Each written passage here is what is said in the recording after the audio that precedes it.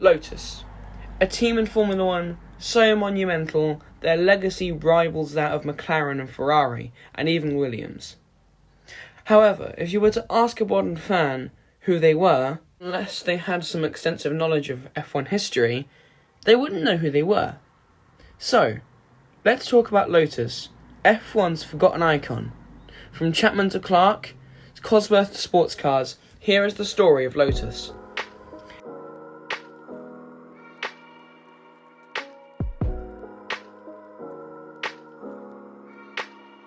In 1952, Colin Chapman created Lotus Engineering Limited, building sports cars and racing them. Immediately, the Lotus formula of light and agile was full of success, with the 1953 Mark VI and 1954 Mark VIII dominating the sports car world. Despite being lower on power to save weight, Chapman focused his efforts into power-to-rate ratio of his cars. Keeping the chassis light was crucial to making the cars brilliant through the corners, a formula that was just spectacular. And in 1956, when Formula 2 announced a regulation change, Chapman and Lotus sprung in the opportunity, entering Mark 11 cars into the series. Whilst many teams also ran the Mark 11, in this period Lotus, the team and their cars, dominated Formula 2, and even entered Le Mans. In 1958, Chapman entered the Formula 1 for the first time, entering two F1 cars.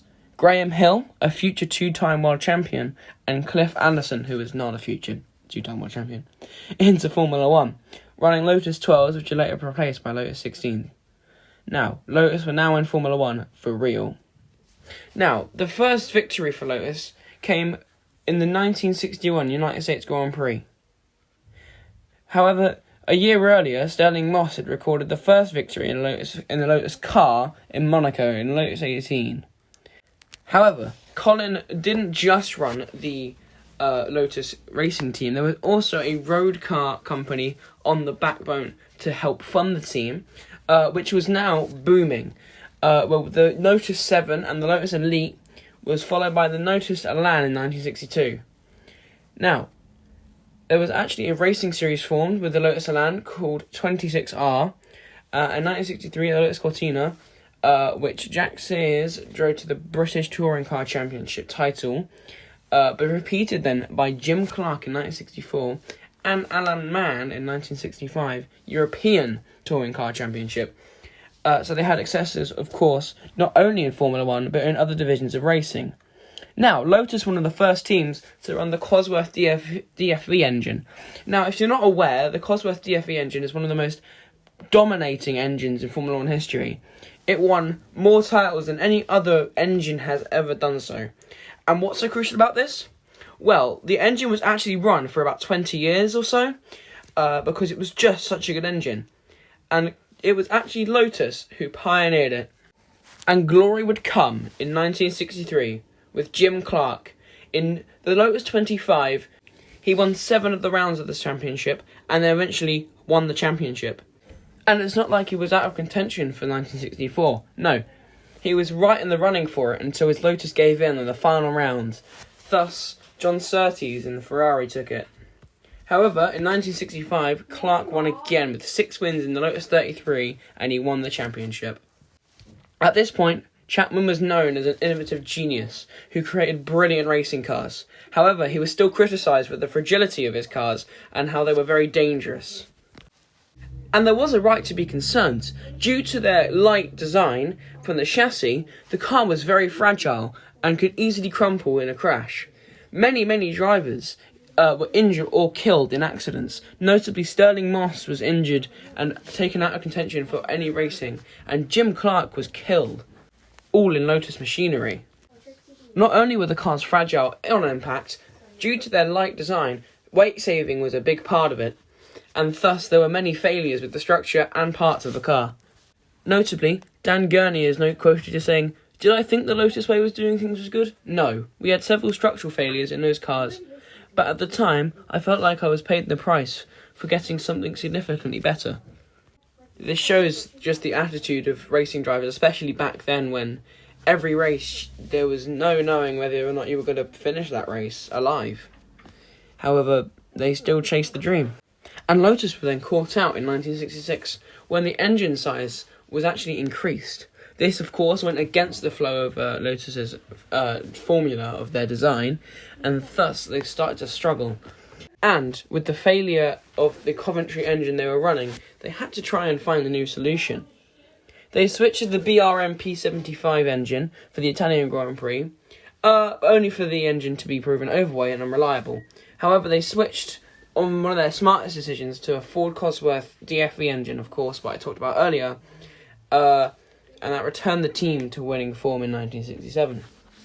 Although they failed to win the title in 1967, by the end of the season, Lotus 49 looked set to be champion in 1968. And they did. Despite being not the only team anymore to run the dominant Cosworth engine, they still dominated the season. Unfortunately, tragically, we lost Jim Clark in an incident involving him in a Formula 2 round, a non-championship Formula 2 round in the Hockenheim Ring, and it then led Graham Hill to win the World Championship in 1968. In 1969, Lotus took a very interesting engineering experiment turn. They experimented with a gas turbine-powered car, and also tried to make a four-wheel drive car. Both experiments were unsuccessful, and so Lotus made the wise decision to focus on a new car design, a revolutionary car design for 1970. The wedge-shaped, as it is described, Lotus 72. The 72 was radically different. It had an entirely different suspension system, hip-mounted radiators, inboard front brakes, and an overhanging rear wing. It looked entirely different from the previous season's car. Early on, however, the car did have issues with its new suspension, but Lotus resolved the problems, and Jochen Rindt seemed set to dominate the 1970 season. Unfortunately, this all came to a stop at Imola. Unfortunately and tragically, Jochen lost his life in an incident. He was killed at Monza when a brake shaft broke, and unfortunately, it was partially his own doing. He refused to wear what was called a crotch strap at the time, due to it being harder for him to get out in a case of fire. However, the rudimentary lap belt, when hitting the ball head-on, caused him to sustain neck and fatal head injuries. The rest of the 70 season was pretty juicy, really. Emerson Fittipaldi had to try and see if he could win the title, and he managed to carry the baton for Jochen. He actually won the 1970 championship. Lotus's 71 experiments did not bring any serious advantage technology, but allowed Chapman to test several drivers. For 72, the team focused again on the Type 72 chassis, with Imperial Tobacco continuing its sponsorship on the team under the new John Player Special.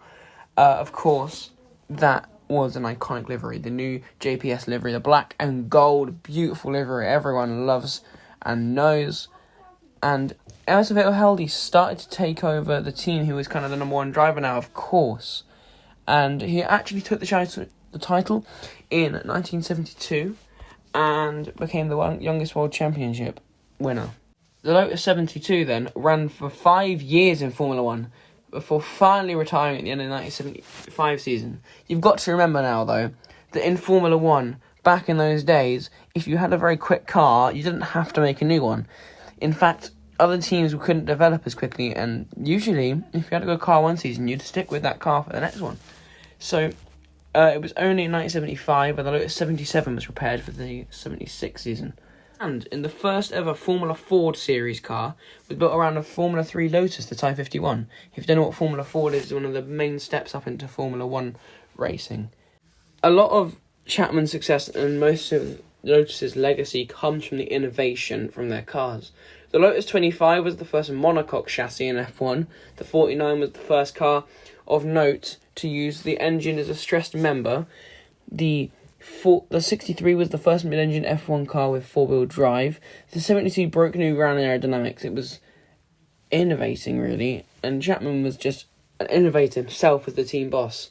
For 68, the FIA decided to permit sponsorship after the withdrawal of support from automotive-released firms such as BP, Shell, and Firestone.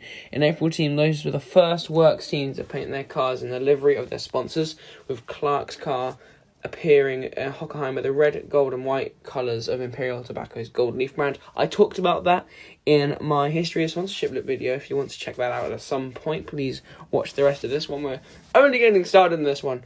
No, probably halfway through. But still, that one's a bit shorter. If you like short content as well as longer content, if you're at this point, you probably like longer content as well, possibly as shorter, but we'll see.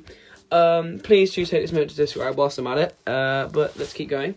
So, and just to get an idea of how amazing the Lotus were as a team, how dominant they were the first team to achieve 50 Grand Prix victories, and Ferrari was next. They beat Ferrari to it, even though Ferrari had 7 years before they're in between to gain an advantage, but still Lotus beat them to it. In the late 70s, Lotus started to fall from grace a bit, and unfortunately one of the biggest blows to the team was Chapman's death in December 82. The team still continued after Chapman's death. His widow Hazel take over the team, and Peter Waugh was to manage it. He built the Renault-powered 94T. In 84, Elio De Angelis came to finish third in the championship, despite the fact the Italian did not even win one race. The team also finished third place in the Constructors' title. At the end of 1984, when Nigel Mansell left the team, Lotus decided to hire a little unknown person called Ayrton Senna. Of course, if you don't actually know somehow, of course Senna is probably regarded as the greatest F1 driver of all time by many. He's definitely up there, that's for sure. I think, in my opinion, he is the greatest F1 driver of all time, and Hamilton and Schumacher are second and third. However, they signed him, and he would drive the 98T. The 97T was the first car he would drive. It scored victories with De Angelis in Imola, and Senna won in Portugal and Belgium. The team, although it had now won 3 races instead of none, lost third in the Constructors' Championship to Williams. Senna scored 8 pole positions. This is just typical of Senna, isn't it? Senna was known for his quali laps just being on another world. And he won 2 Grand Prix. But at this point, the team just kind of stayed around the constructors' marker. And in 1988, Senna moved away to McLaren, where he would, of course, start his row of dominance, of course, alongside Alain Prost. That rivalry was bitter rivalry. I'm going to do a video on that soon, I promise you. And throughout the rest of the 80s, they just struggled, really. There's nothing noteworthy. The team were definitely struggling after Chapman's death. There was not a lot of innovation. Of course, what I forgot to mention was before Chapman's death, he was working on making an active suspension system, which, of course, we see in 1992 with Williams, and they absolutely dominate in 1992, Williams do, with that active suspension. Now, by the 1990s, former Team Lotus employees Peter Collins and Peter Wright organised a deal to take over the team, and the new Team Lotus was launched with Mika Hakkinen, 2-time world champion in the future at this point, and Julian Bailey being signed for the 1991 season to drive the updated Lotus 102B with Giot engines. At the 1991 San Marino Grand Prix, the team scored its first double points finish since the 1988 Brazilian Grand Prix, with Hakkinen in 5th and Bailey in 6th. Despite this, Bailey was soon replaced by Johnny Herbert. You might know him. And for the following year, the team signed a deal to use Ford's HB-V8s in their new Lotus 107s. The team was now short of money, and this affected performance, but the car allowed Hakkinen to score 11 points, including 2 fourth places at the 1992 French Grand Prix, where he had failed to qualify the previous year, and 1992 Hungarian Grand Prix, where Herbert scored 2 points for 6th place finishes, as well at the 1992 South African Grand Prix and French Grand Prix.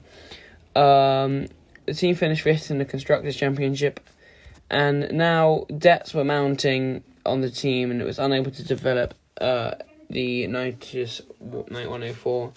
For 1994, the team gambled on its success on a Mugen Honda engine, and unfortunately, it didn't really work out for them.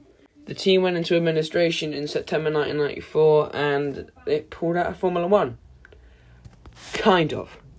Well, not kind of, they pulled out of Formula 1. However, in 2010, the return of Lotus came along, but it was not to be much. Kimi Räikkönen was signed, notably, but other than that, the team stayed for a few years. It was just Lotus really renamed to it was just Renault renamed to Lotus, and other than that, that was about it.